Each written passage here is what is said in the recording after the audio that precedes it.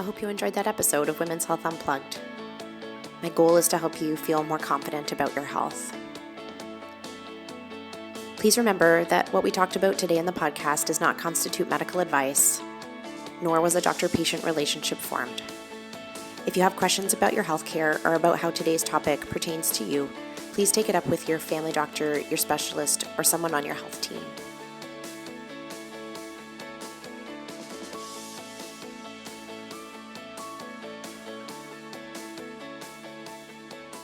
Welcome to another episode of the show. This is Women's Health Unplugged. I'm your host, Dr. Jordan Robertson. This is the first episode that I'm recording in my new clinical space, in my new office and recording studio in Burlington, Ontario. And I can't tell you how excited I am for this to be the first episode to do in this space. The podcast has been going for just about 2 years, and when we first started, I actually recorded the first episode by myself in a hotel room.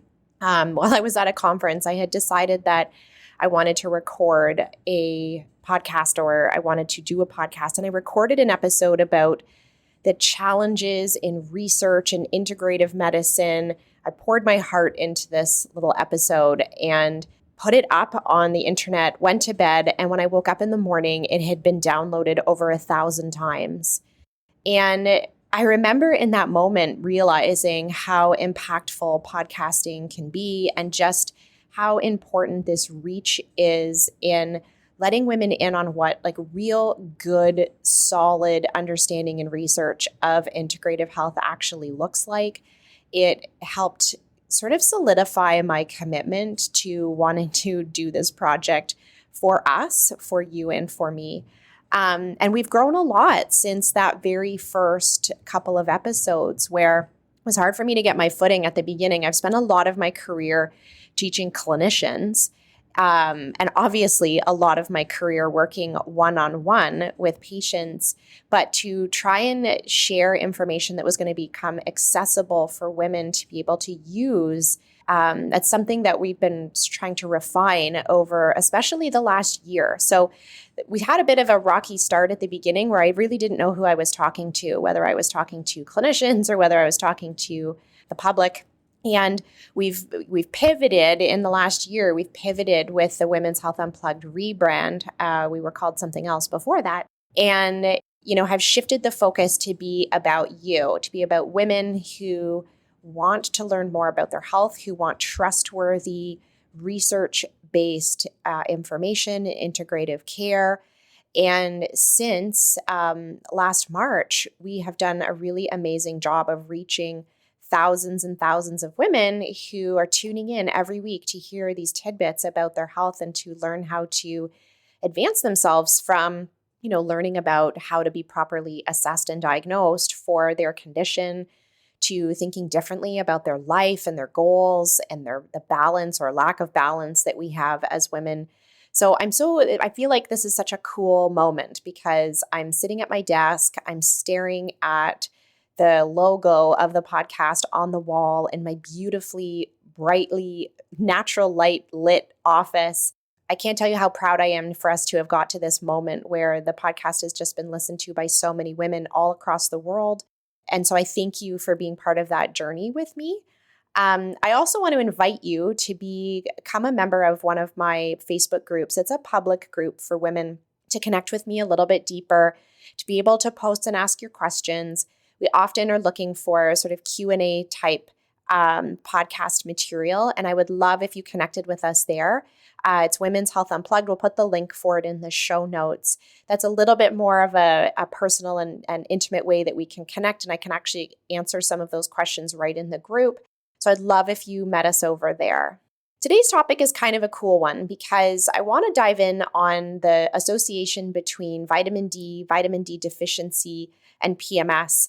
I've spent a lot of my career researching PMS. I find this particular topic really fascinating because it is so challenging for us to diagnose medically, given that it doesn't really follow some of the, same maybe hormonal conditions or medical conditions that we expect most symptoms to show up in women. And I'll just describe what I mean by that. So I've talked about in other episodes about how to be assessed for PMS and how to know if it's just PMS or perhaps you're dealing with a more aggressive or a psychiatric version of PMS called PMDD. But PMS actually is very difficult to assess with lab work, if not impossible to assess with lab work.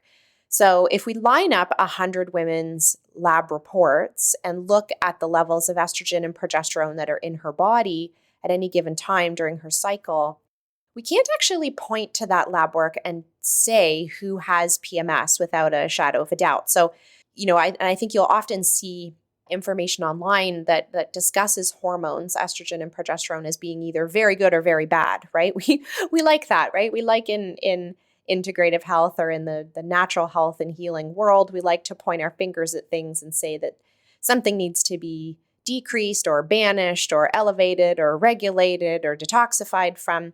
But interestingly, hormonal levels are not correlated to PMS symptoms in women. But women feel remarkably different at various times in their cycle when their hormones are changing. So we don't like that in medicine, right? We don't like when we can't line up a woman's subjective experience with some kind of objective measure. We like to say, well, you're tired and your ferritin or iron is 9. Okay, well, that makes sense, right? We can hang our hat on this number that we found in your body and we can correlate it to how you feel. But with PMS, that's not the case. That's not actually what happens. And what we think this experience of PMS actually is partially a sensitivity that women either develop or have to the fluctuating levels of hormones that they experience throughout their cycle. So it's not that their estrogen moves from the low 100s up into the high 600s later on in that same month. It's the actual shift from 100 to 600 that's problematic.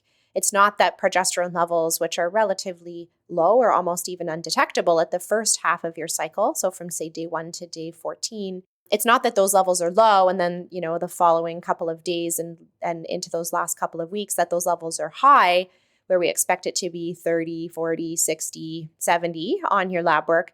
It's that the dramatic rise in progesterone that created that issue and the shifts in the way women feel in their brain, the way women feel in their body.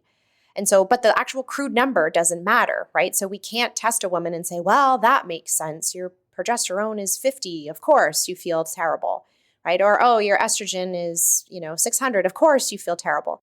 We can't actually do that with PMS, which is difficult because when we rely almost solely on a woman's subjective experience in medicine, we don't have a great track record of using subjective measures as a way to really validate a woman's experience. And so what usually ends up happening is that we start to normalize that experience for women. We say, well, yeah, that of course, many women don't feel well during their luteal phase. Or, yeah, we see this pattern where you don't feel well during your luteal phase. But because we can't objectively measure it, it starts to be something that we normalize for that woman, which probably means that she doesn't seek treatment.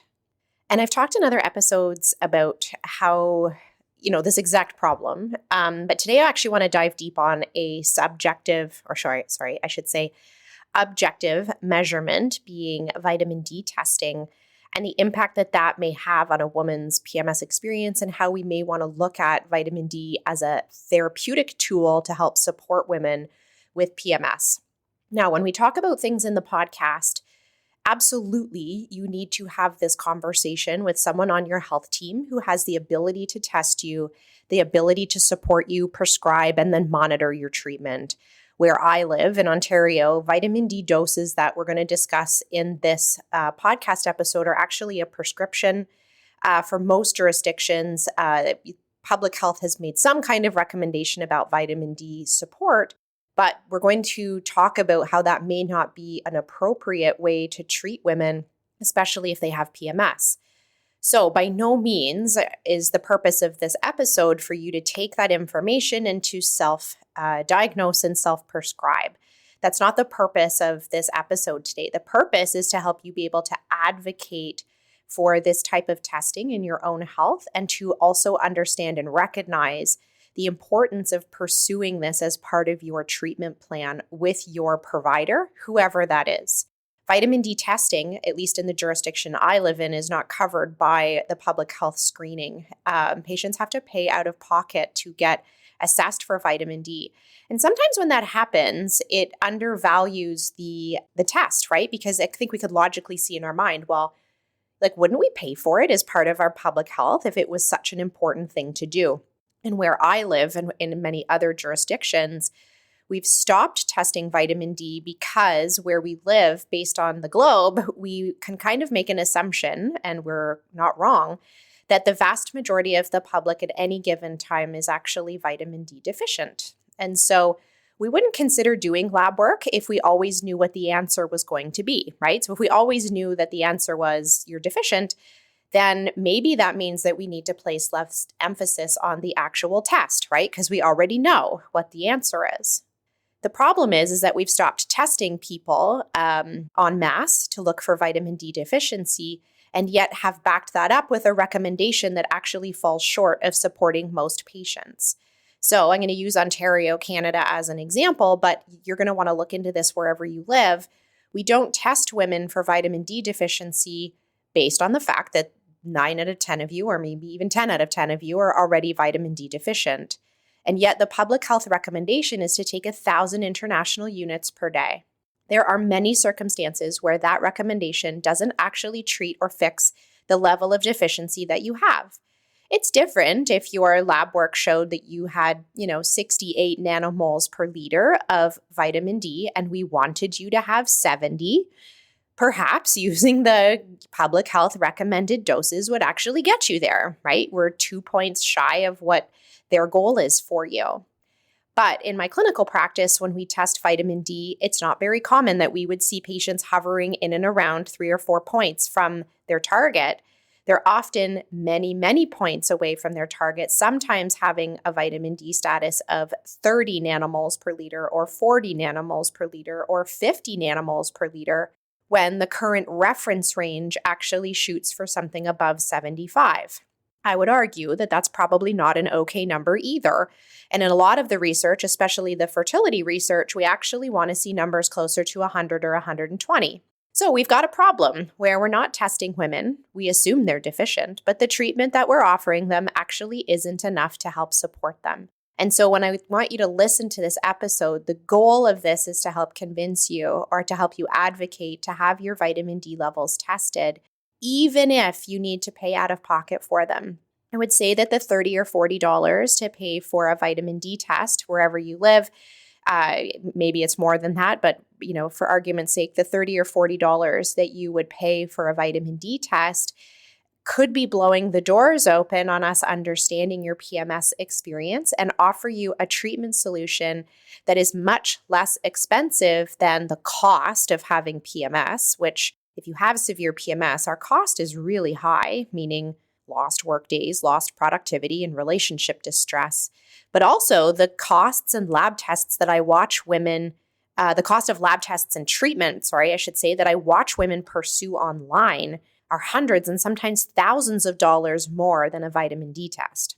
So save your dollars and spend it on vitamin D testing. It can make a remarkable difference to our understanding of your PMS experience, and testing your hormones doesn't. So this is kind of interesting because we're talking about a hormonal condition being PMS, and vitamin D deficiency really just ends up being gasoline on that situation. So the PMS experience is more significant when women are sitting below an optimal vitamin D level, and that's why we want to pursue this.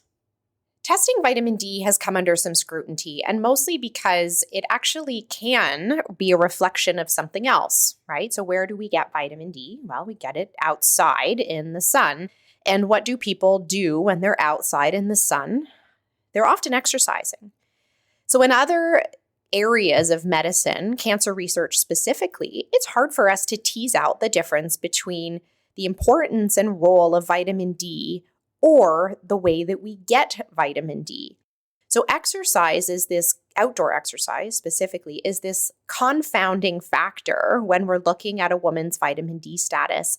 And that has led us over the last, say, 5 or 10 years to be a lot more critical about the research on vitamin D, because we were finding that vitamin D status was really associated with lots and lots of medical conditions, and failing to recognize that what that vitamin D was actually a reflection of was that person's outdoor exercise level. And when we started to, we call it stratify in the research, meaning that we look at vitamin D, but then we also try and look at it independently or separate from the person's exercise, that it was often the exercise outside that was having the biggest impact.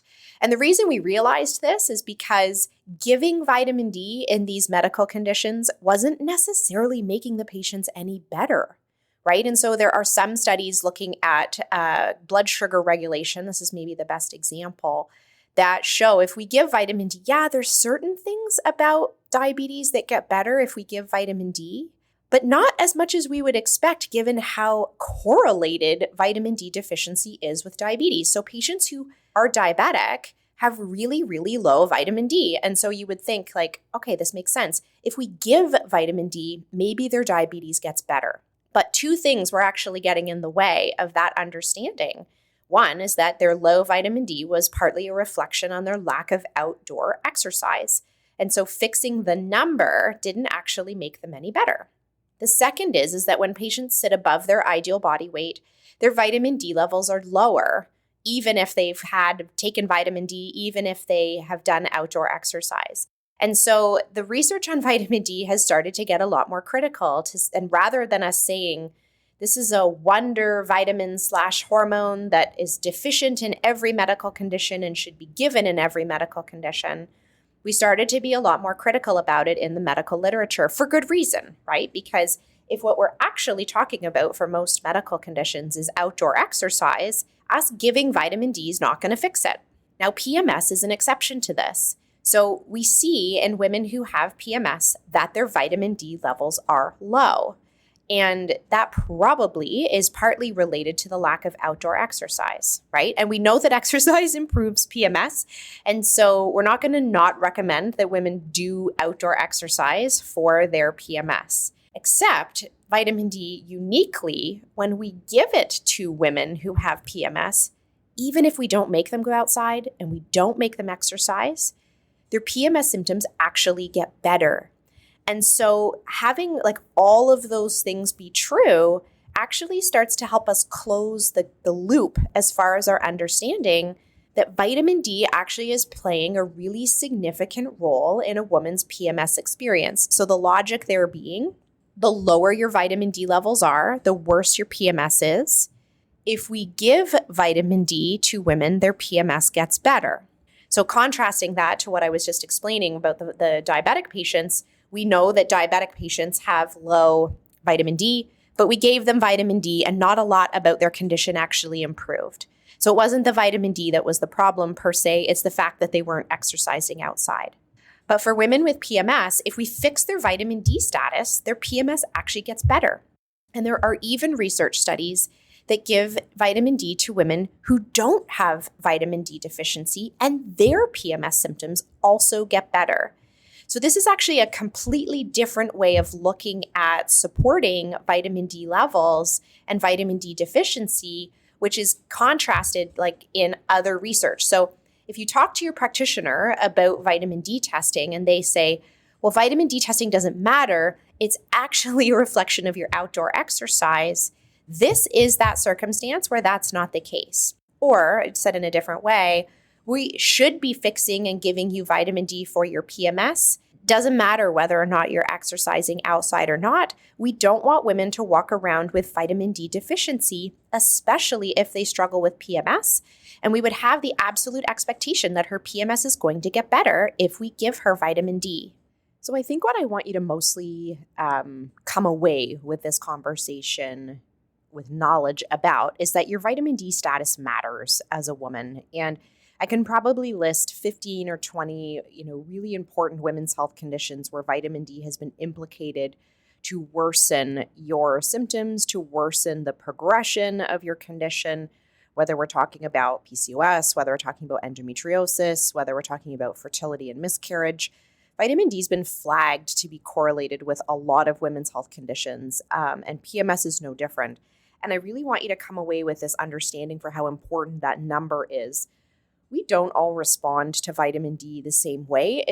Our response to vitamin D and our receptors for vitamin D are one of the most sort of heritable, meaning genetic expressions of vitamin metabolism in our body. So we do things differently with our vitamin D depending on our genetics. Our vitamin D receptors, what it's called polymorphisms, meaning that not all of our vitamin D receptors look the same genetically or respond the same.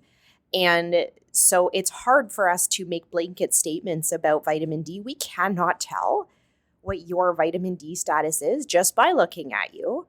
And so that has to be one of the lab tests that we place some value on, even though from a public health perspective, we've really devalued the importance of this particular test. So the thing I want you to come away from this knowing is that this test matters. And if you notice cyclical changes in how your body feels and how your brain feels, if you're having some level of debility from your PMS symptoms, don't race to a practitioner asking to have your hormones checked. Like, this actually might be the more important lab test that you have done. The other reason I want you to place emphasis or value on this vitamin D test is because it really should be the guiding principle for teaching us how to give you vitamin D. So in many jurisdictions, to give enough vitamin D to have the actual impact we want, it's a prescription.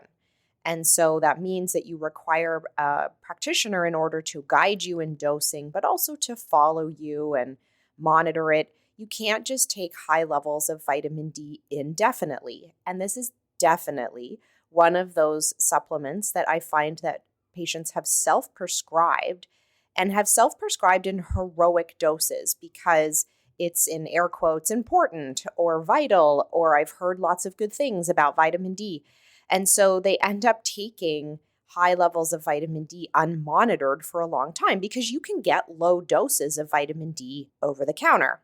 And so then what patients will do is just take many, many, many pills or servings of vitamin D because they've heard that it has relative value.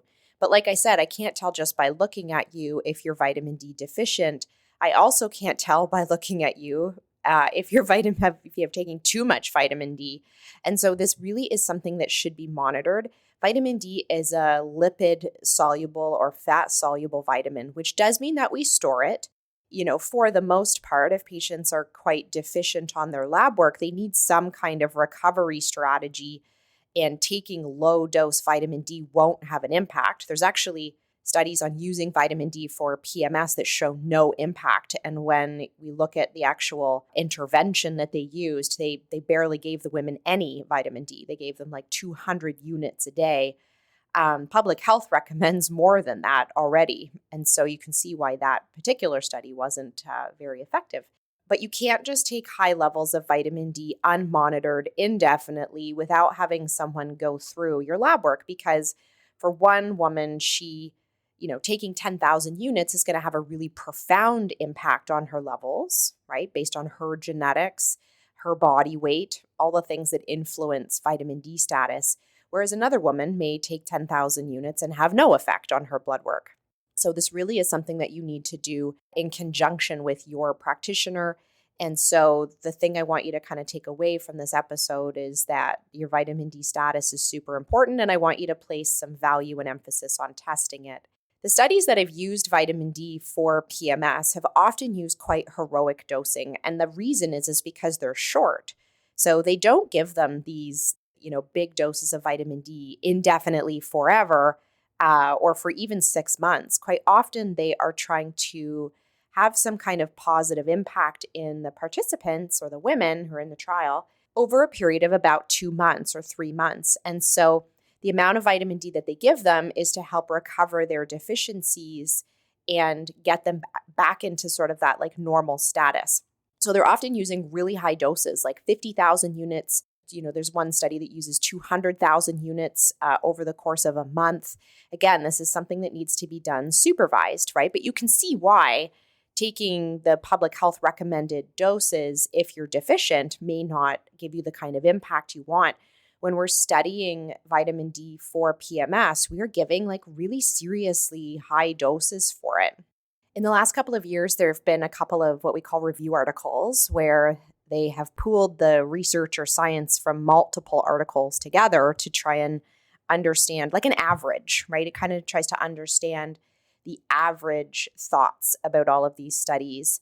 And two of them actually were published in 2019. One of them looked just at vitamin D status alone, and it found that in this particular study, actually, they found that vitamin D levels were not particularly correlated with PMS. So if they looked at 100 women and 100 of them were vitamin D deficient, not all of them had PMS. And so it was hard for them to say that vitamin D deficiency was correlated with PMS because there were so many women who are vitamin D deficient who didn't have PMS. And so they couldn't like just observe this correlation, even though we've seen that in other studies. In this particular one, they didn't see that. But what they did find is in what's called an intervention study, which is where they give vitamin D, that when they pooled together all the studies, which because there were so many studies that met the criteria, it ended up looking at thousands of women actually who were given vitamin D for their PMS symptoms. And they could say like unequivocally, vitamin D played in a really important role in treating PMS. They had improvement in physical and mental emotional symptoms in women who were given PMS in these research studies. The other review article went on and looked at an additional 28 studies that actually correlated vitamin D status and calcium with PMS. Now, I've been a big advocate of using calcium for PMS for a long time. There's some great authors who literally have spent their entire research career studying what happens to calcium in the brain through the menstrual cycle and what happens to our body calcium and brain calcium during that luteal phase, which is the phase of our cycle where, hormones are high. There's a big fluctuation in brain calcium, magnesium, and then subsequently vitamin D all at that same time. And it's mostly driven by hormones. These authors have found that correlation between calcium influx and decrease and hormones actually can be very triggering for PMS symptoms for women, especially if calcium levels are low. And so they've looked at just observationally that calcium levels influence PMS, but also have given calcium for PMS. It is an effective strategy for treating PMS for women is to look at these vitamins and minerals that are, significantly affected by your cycle. We know that if we give those nutrients during that time of cycle, the woman's experience of PMS is better. So in this particular review study, they actually looked at calcium and vitamin D and found that they both had a positive impact at decreasing PMS symptoms. They even went on to sort of talk about how accessible and inexpensive and safe this option was to look at vitamin D status for women to help support her with her PMS symptoms. So what I want you to take away from this episode, and I know I've kind of said it like 5 times, I don't usually talk about treatment options in the podcast very often. And part of that's because I want you to have a team member who is willing to prescribe and help support you with this kind of decision making in your healthcare. Certainly, it's not within the scope of the podcast for us to understand your medical conditions. This is not a replacement for having a team member or a practitioner who's going to test and treat your vitamin D deficiency. The purpose of the podcast is to educate you about what your options are. And with this one, your option that's kind of staring us in the face as far as needing to be looked at is your vitamin D status related to your PMS. So like I said, there's probably 10 or 15 other women's health conditions that I could name that also are worse with PMS. However, like I said at the beginning, lots of our understanding of vitamin D deficiency is confounded by the fact that outdoor exercise is usually how we make vitamin D. And sometimes those other medical conditions are similar to that diabetes example that I gave you. Now, of course, we don't want women to walk around vitamin D deficient, right? Like those reference ranges that we have for this vitamin are there for a reason. We want those levels for a reason. PMS just happens to be one of the conditions that therapeutically benefits from taking vitamin D. And so we have this expectation that if we fix those numbers, that you will actually feel better. And that's why I want you to prioritize it. I think also I have a particular, I'm going to use the word discomfort with a lot of the targeted marketing to women around hormonal health. And I've made it one of my personal missions to help women understand that your health should feel like an accessible, something that has accessible solutions for it. So when I watch the culture of discussion on women's hormonal health online, that the options that are being offered are expensive.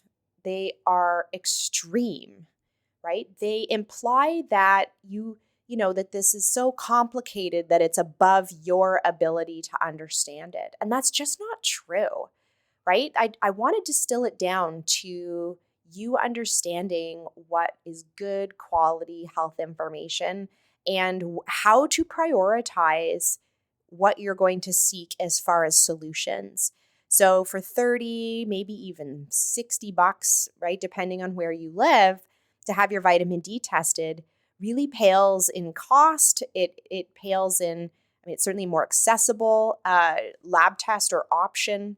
It's certainly been linked to many other health conditions that we don't want you to walk around deficient for.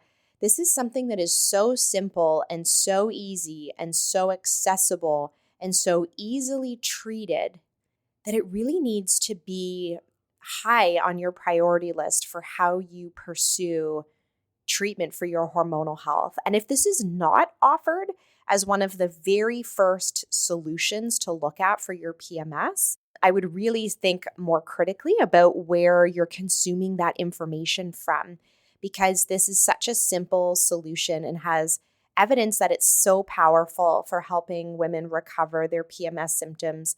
I just want you to have that information in your back pocket so that you can advocate for yourself wherever you get healthcare from, because you deserve to feel your best the entire month, right? We need women to feel their best all month long if we're going to show up and change the world the way we're meant to. I hope you enjoyed that episode of Women's Health Unplugged. It's my absolute passion to bring women quality and science-informed information about their health so that they can make empowered, good decisions about their health care. I'd like to invite you to join me in my Facebook community, Women's Health Unplugged. There we share live videos, blog posts, and behind-the-scenes information about the podcast, where you can connect with me and other women who are interested in their health care. You can find us at facebook.com/groups/WH Unplugged. We'll see you there.